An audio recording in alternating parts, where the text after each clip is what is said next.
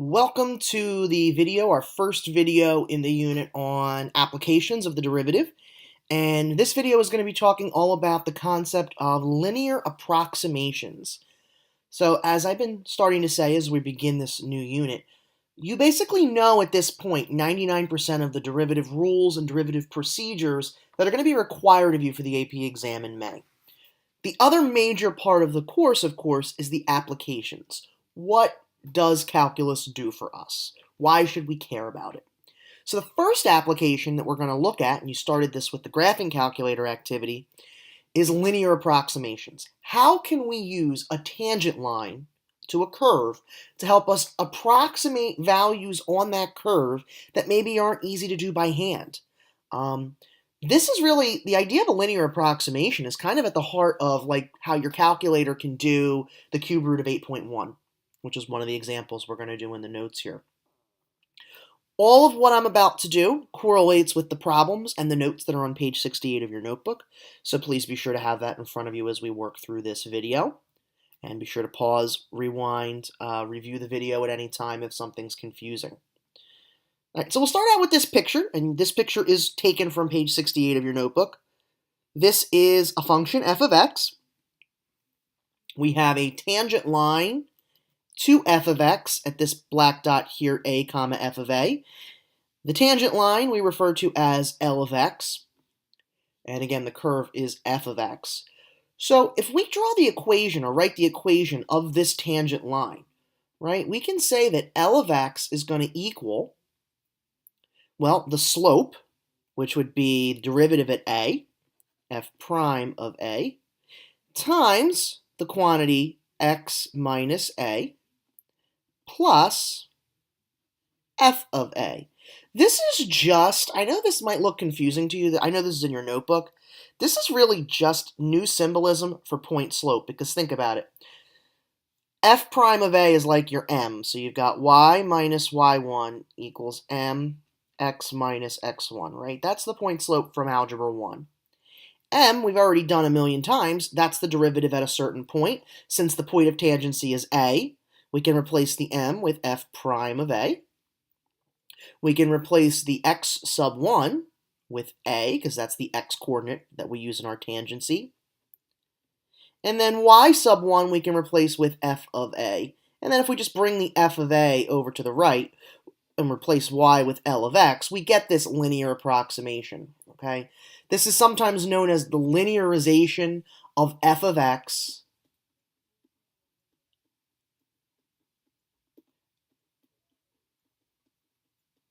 at x equals a. The idea being, hey, this f of x could be a weird function that I don't really know how well it behaves, but I'm really good with lines because I've been doing lines since I was in algebra 1. So if we can maybe in this very small scale that I've just circled, think of f of x as just that straight line, notice that most of those points in this red circle that are on the line L of x aren't that different.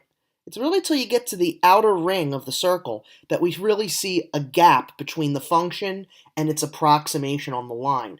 So in a very short scale, a very small window, you could really use this tangent line as a nice approximation of what's going on the function. And again, this is just rehashing things that you saw on the graphing calculator in class already.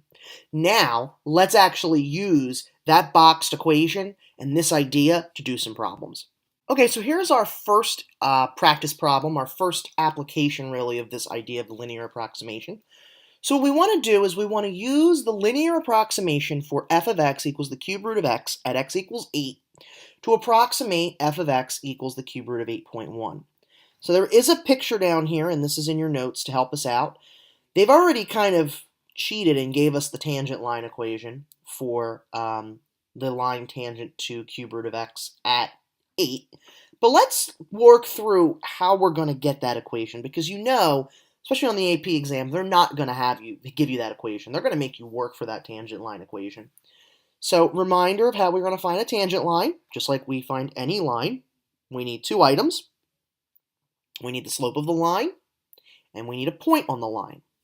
Well, to get the slope of the line, we're going to simply look at the derivative of the cube root of x function at x equals 8.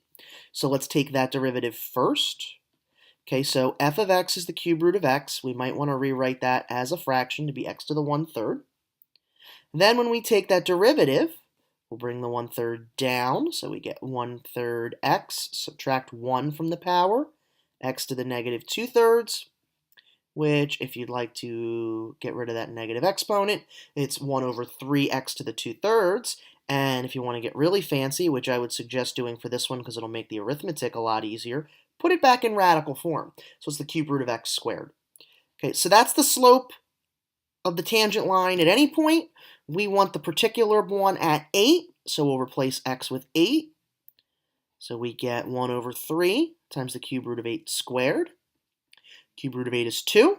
2 squared is 4 times the 3 that's on the outside. This slope is 1/12. Now we need a point. So we'll go back to the original function, and we'll look at what f of 8 is. Well, I think we all know the cube root of 8 is 2.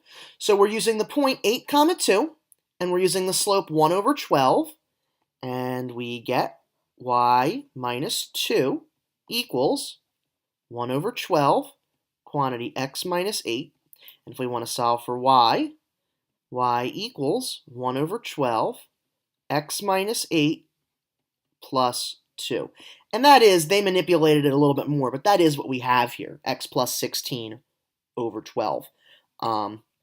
So now that we have that information, this right here is the linear approximation. This is that L of x that we saw in the last slide.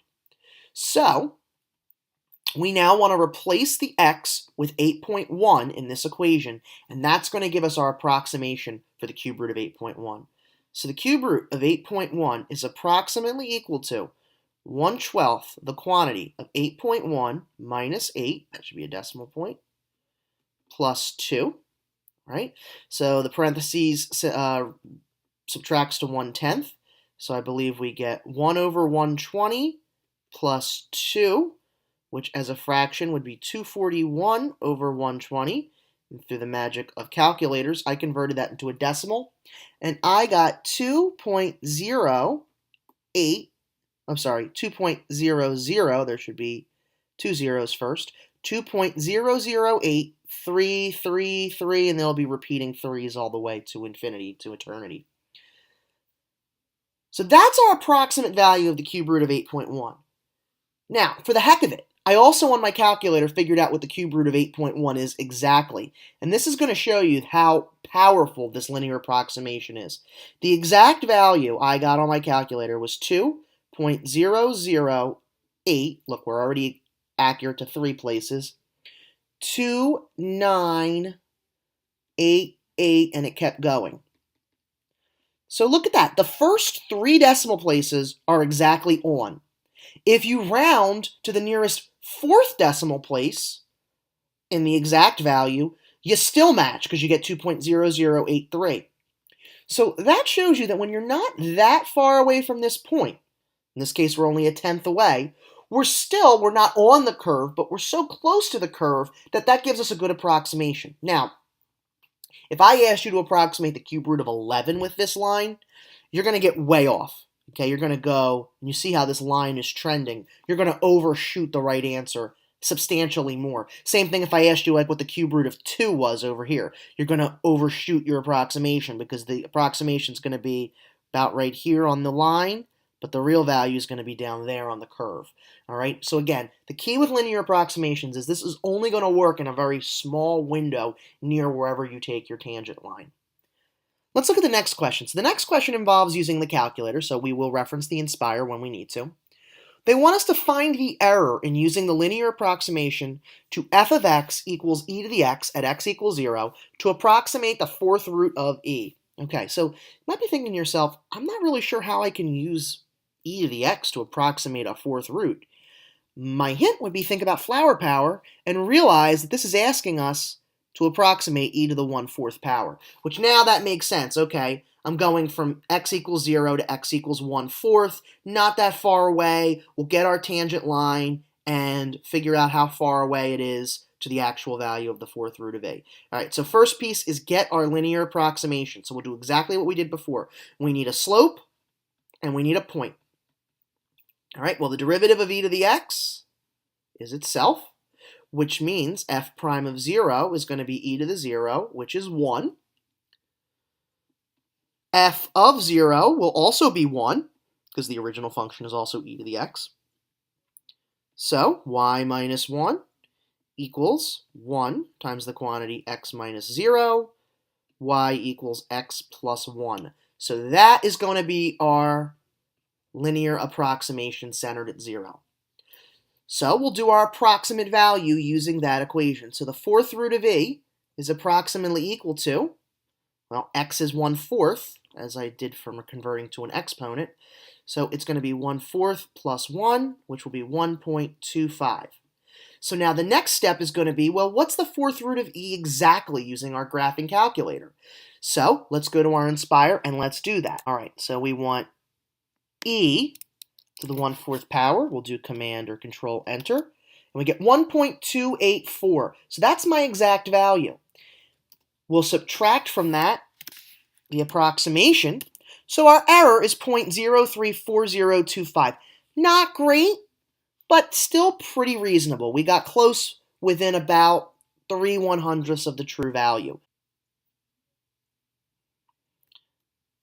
So that's what they wanted to do in that problem. They wanted us to look at the error. So just realize, kind of like in science class when you do labs, you're talking about, the difference between the accepted value, so in this case, the real fourth root of e using the calculator, minus the approximation. Okay, they're not going to ask too much about error on the AP exam, but it's important to understand that concept, and it's pulling things in from some of the other areas of study that you've dealt with over the last 4 years in your science class. So at this point, this is about what I wanted to cover from this video. This should be enough for you to do some of the homework problems on the back. So what I'd like you to do is I'd like you to take a look at the homework problems from 1 to 6. We'll go over those in class. We'll look at some more advanced phrasing and more complicated examples using linear approximation. We'll also infuse some AP problems. Some old AP problems that ask about linear approximation and show how that's going to come up in class. If you have any questions, feel free to ask me. We'll go over those homework problems first thing in class tomorrow. Thanks for watching and have a great evening.